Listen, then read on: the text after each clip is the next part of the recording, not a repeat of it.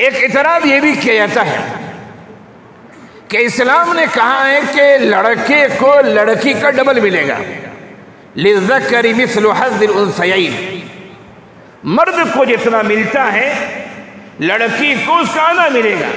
मिसाल के तौर पर वालिद का इंतकाल हुआ, एक लड़का है एक लड़की है, जिसका इंतकाल हुआ उसके वालिदैन नहीं है, कोई नहीं उसका, उसकी अहलिया भी नहीं, कोई नहीं है जिसका इंतकाल हुआ है, सिर्फ एक लड़का और एक लड़की है। तो माल को 3 हिस्सों में बांट दिया जाएगा, 2 हिस्सा लड़के को मिलेगा, 1 हिस्सा लड़की को मिलेगा। एतराज करने वाले करते बराबर मिलना चाहिए। इस फलसफे को भी जो लोग समझते नहीं है इस्लाम के विरासत के फलसफे को, वो इस तरह के एतराज़ात करते हैं। तो इस्लाम का जो निज़ाम है कि मर्द को डबल दिया, लड़के को डबल दिया, लड़की को उसका आधा दिया, उसकी वजह क्या है? देखिए, मर्द पर जितनी जिम्मेदारियां होती हैं, याद रखिए, मर्द पर जितनी जिम्मेदारियां होती हैं उतनी जिम्मेदारियां औरतों पर, लड़कियों पर नहीं हुआ करती। लड़की का मसला है कि शादी हो गई उसकी, उसको अपने नानो नफ्ते की कोई फिक्र नहीं है।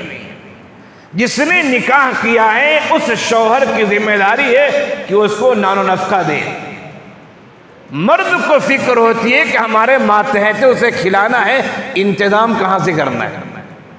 औरतों के खर्चे बराए नाम होते हैं, मर्दों के खर्चे ज्यादा होते हैं। मिसाल के तौर पर औरत क्या खाएगी वो शौहर की जिम्मेदारी है कि शौहर इंतजाम करके दे। औरत कहां रहेगी, शौहर की जिम्मेदारी उसे घर बना के दे।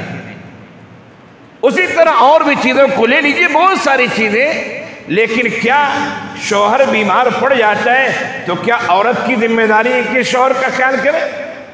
नहीं, औरत पर माली जिम्मेदारी कुछ भी नहीं है।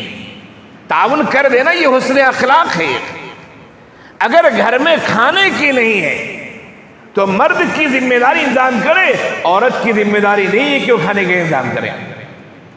तो औरत को तो शौहर की तरफ से ही माल आ रहा है। लड़के बड़े हो गए हैं तो अम्मी जान कमाती नहीं है, चलो अम्मी को पैसा दे दो। तो औरत को औलाद भी पैसा दे रही है, शौहर भी पैसा दे रहा है। वालिदैन अगर जिंदा हैं तो ईद बकरीद और दिगर मौके से वालिदैन भी तोहफे तहफ़ दे रहे हैं। औरत तो बैंक की तरह हो गई, वो तो बैंक की तरह है, चारों तरफ से उसके पास पैसे आ रहे हैं। मर्द के पास कहां से पैसा आएगा? लड़के को कोई काम है, औलाद को कोई काम है तो अपने बाबा ही से उम्मीद लगा रखती है कि बाबा पैसा देंगे तो ये काम होगा। शौहर को, बीवी को कोई काम है तो शौहर से उम्मीद लगाती है कि शौहर पैसा देंगे तो काम होगा। मेहमान कोई आ गया, औलाद को फिक्र नहीं, अहलिया को फिक्र नहीं, घर का जिम्मेदार शौहर है, उसे फिक्र है कि मेहमान की मेजबानी कैसी करनी है, मेहमान नवाजी कैसी करनी, वगैरह वगैरह। तो मर्द पर बहुत सारी जिम्मेदारियां हैं और औरत पर माली जिम्मेदारी कोई नहीं। तो अगर औरत को मर्द का आधा मिल रहा है तो मैं तो समझता हूं वो भी जायद ही मिल रहा है, वो भी अल्लाह का करम है, अल्लाह का फजल है, अल्लाह का एहसान है कि अल्लाह ने दिलवाया। फिर आजकल लोग शादी करते महर बहुत ज्यादा रखते हैं। महर का माल औरत का अपना माल होता है।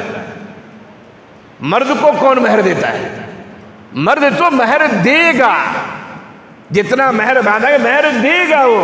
तो मर्द के जेब से पैसे निकलते हैं और औरतों की जेब में और उनके कहा जाए कि बटुए में पैसे जाते हैं। तो अगर विरासत में ये कहा गया कि औरत को आधा मिले, लड़की को आधा मिले, लड़के को डबल मिले, तो कौन सी ऐसी बात होगी? अल्लाह का निज़ाम है, बिल्कुल सही है।